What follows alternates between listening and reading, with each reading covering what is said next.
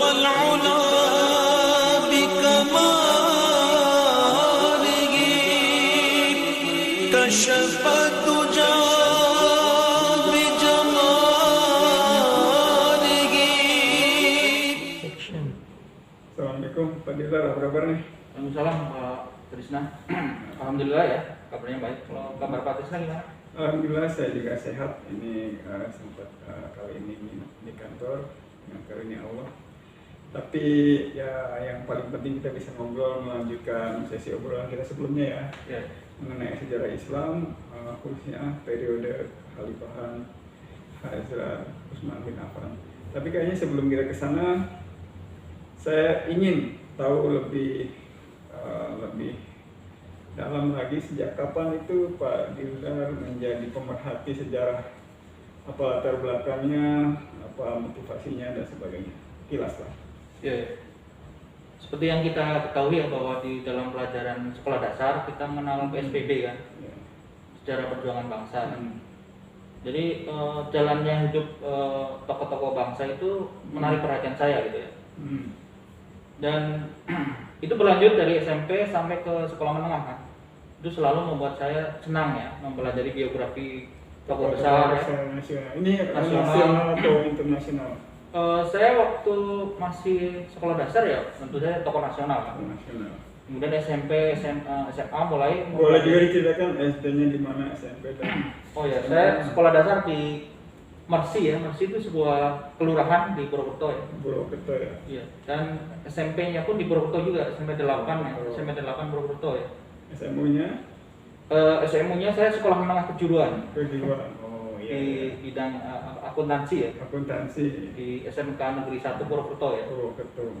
Jadi ini Pak Dilar ini termasuk golongan ngapak ini ya? Iya, iya. Republik Penginyongan Ngapak. ya, penginyongan Penginyongan, ngapak Republik Bayu Ngapak Masat ya. ya. Yang secara bahasa agak dekat juga ya dengan Cirebon ya. Asalnya Kang Krisna kan? Ya betul, alhamdulillah. Kita ini bahasa inyong-inyong ini udah biasa ya. Ya, oke lah. Jadi intinya kesukaan pada sejarah dalam hal ini sejarah Islam ternyata dimulai dari pelajaran sebangsa, PSBB, ITS dan sebagainya gitu ya. Iya benar.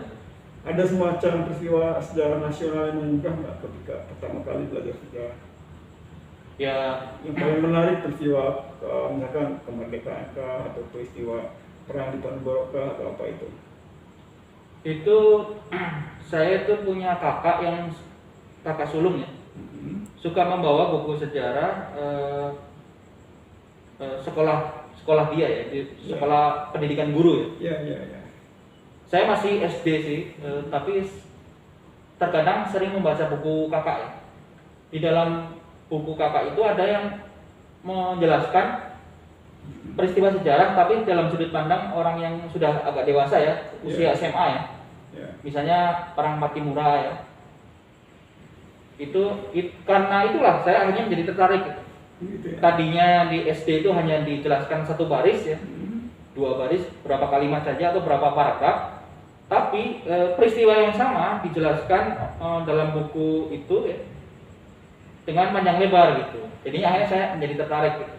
Disitulah Asal muasalnya ya ketertarikan saya. Sebenarnya dari pengaruh lingkungan juga, yaitu lingkungan kakak sulung ya, Kak Sulung ya. yang suka membawa buku-buku ya. Usia beliau ya, usia udah dewasa. Usia dewasa. Dan tentu saja penjelasannya lebih terurai dan sistematis. Menarik juga ya, ternyata kadang-kadang minat seseorang kepada suatu kajian atau suatu bidang ilmu atau karir sekalipun itu berawal dari ajakan kakak atau contoh yang diberikan kakak, baik sengaja maupun tidak sengaja. Oke Pak Dilar, kita lanjutkan diskusi mengenai Hazrat Utsman ya, Sayyidina Utsman. Iya. Kita karena tadi niat dasarnya kan niat awalnya kita bicara itu. Jadi sebenarnya secara sekilas bagaimana sih kepemimpinan Hazrat Utsman ketika menjadi Amirul Mukminin? Iya. Sekilas. Jadi untuk memperjelas kita juga ya bahwa istilah khalifah, Amirul Mukminin dan sebagainya itu ada hubungannya dengan pemimpin sebelumnya ya. Dalam hal ini Utsman bin Affan adalah seorang khalifah ya, atau pemimpin penerus dari khalifah sebelumnya, yaitu Sayyidina Umar bin Khattab ya. Iya. Dan Sayyidina Umar bin Khattab adalah penerus dari Sayyidina Abu Bakar radhiyallahu taala anhum ya. Dan Sayyidina Abu Bakar adalah khalifah atau pemimpin penerus ya dari Nabi Muhammad sallallahu alaihi wasallam. Dan dari segi masa kekhalifahan atau masa kepemimpinan mereka, yaitu Sayyidina Abu Bakar berakhir ya pada sekitar tahun 634 ya. Dan Sayyidina Umar dimulai pada 634 sampai 644 Masehi ya. Ini untuk mempermudah teman-teman yang mau nonton ya acara ini. Kalau sebenarnya kalau pakai kata Hijriah mungkin banyak yang kurang paham ya. Kalau penghitungan tahun Hijriah. Tadi Sayyidina Umar itu 10 tahun menjadi khalifah. Iya, Sayyidina Umar itu sekitar 10 tahun ya menjadi khalifah, jadi 634 sampai 644. Dan Sayyidina Umar menjadi wafat ya 644. Kemudian sebelum wafat beliau sudah menunjuk dewan pemilih ya, dewan pemilihan khalifah yang berisi 6 orang dan beberapa perangkat staf untuk menjaga agar pemilihan ini terjadi dan lancar gitu ya. Terpilihlah Utsman bin Affan ya radhiyallahu taala anhu ya sebagai khalifah ya, sebagai pemimpin ya. Penerus ya. Pada tahun 644. Dan kondisi awal yang harus kita perlu ketahui ialah dari wilayah ya, wilayah kekuasaannya. Iya. Pertama dari segi wilayah kekuasaan atau wilayah jangkauan kekuasaan itu tentu saja tidak terlepas dari khalifah sebelumnya kan.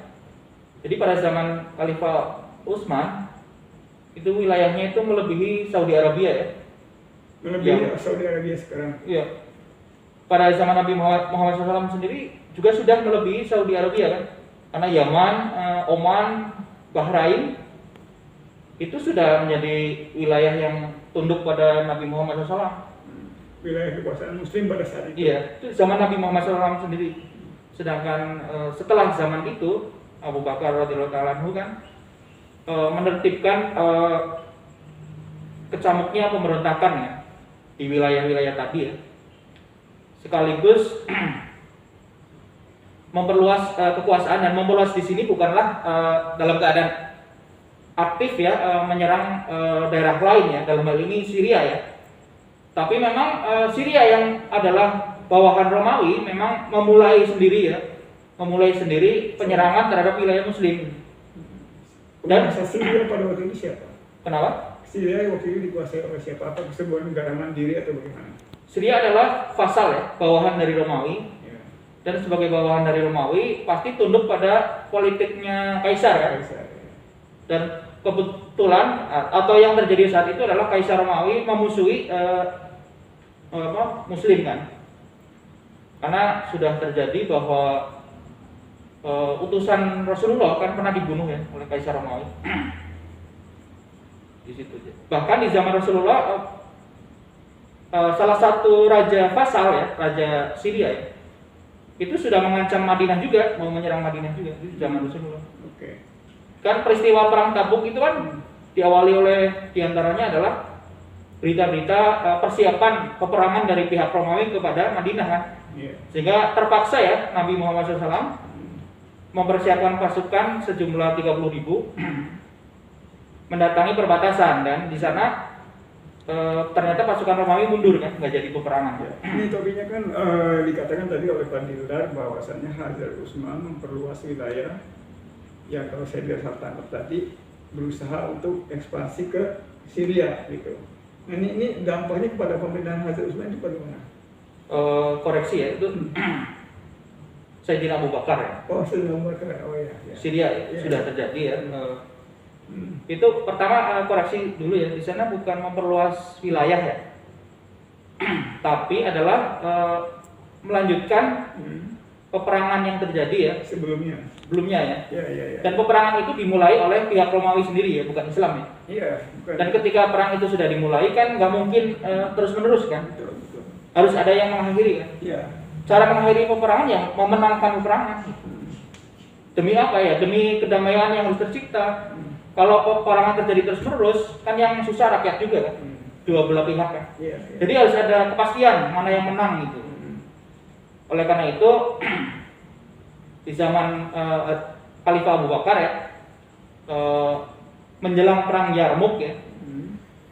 Lalu setelah itu Khalifah Umar ya, Syria juga berhasil ditaklukkan ya. Iya. Syria ditaklukkan, kemudian lebih luas lagi ya, sampai misalnya Mesir ya.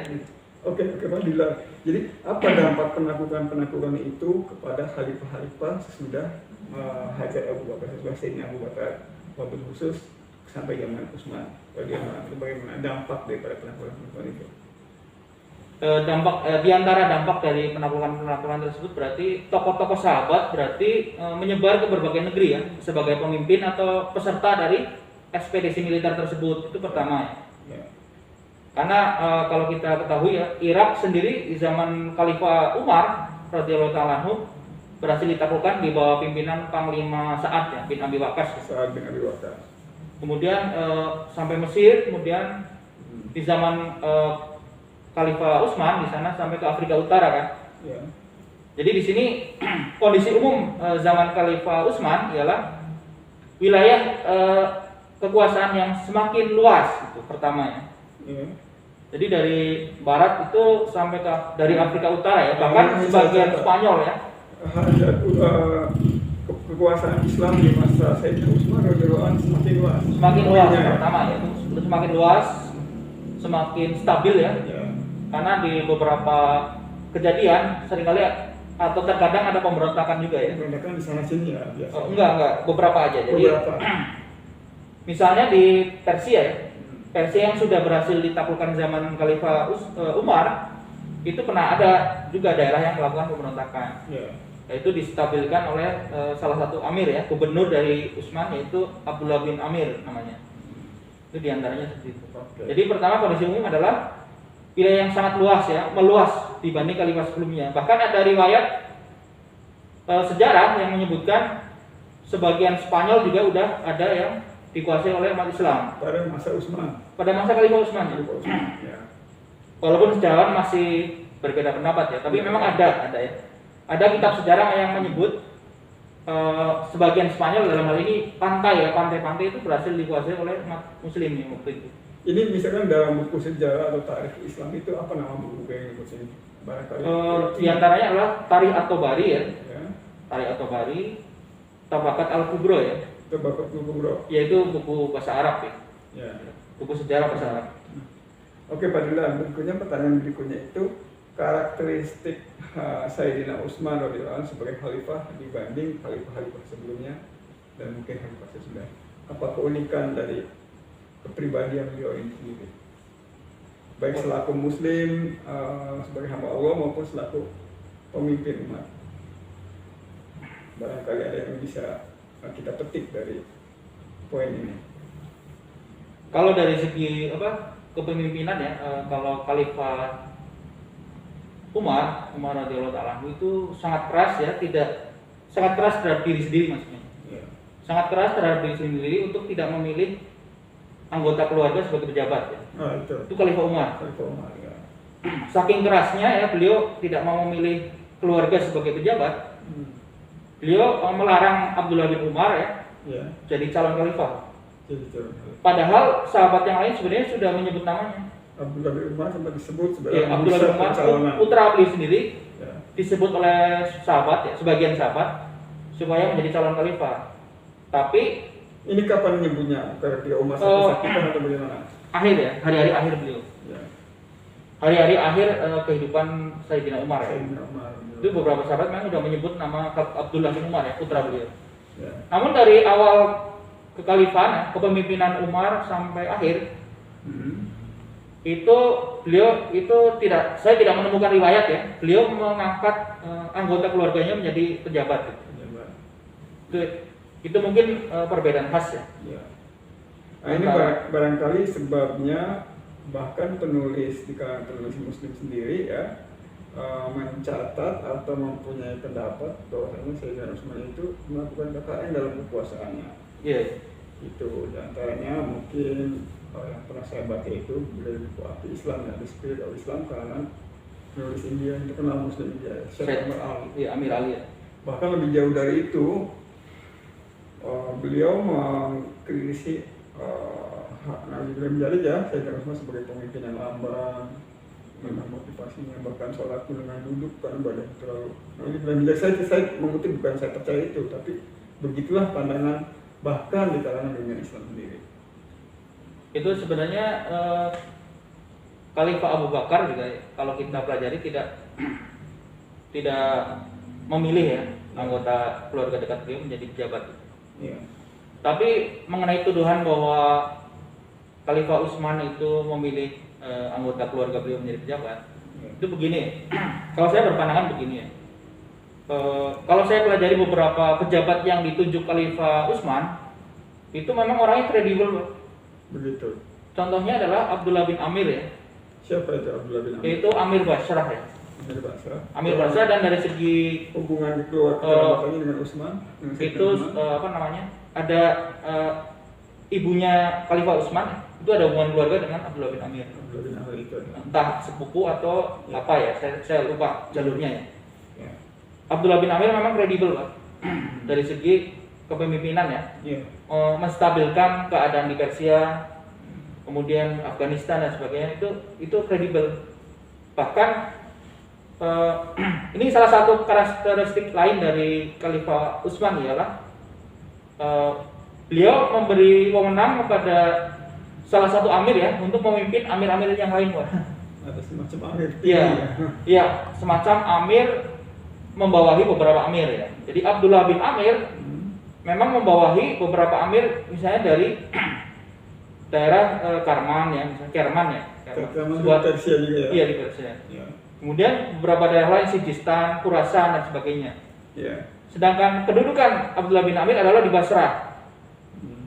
Tapi terkadang memang Abdullah bin Amir pergi ke tempat lain ya.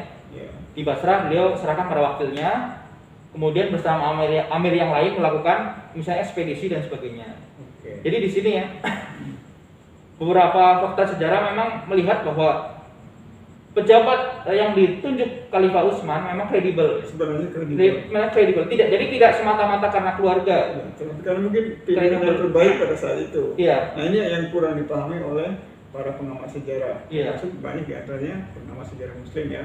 Kalau pendapat saya itu gini ya, kalau nepotisme ya, itu kalau menunjuk hanya semata-mata keluarga tanpa ada keahlian gitu. Menurut saya itulah nepotisme gitu ya.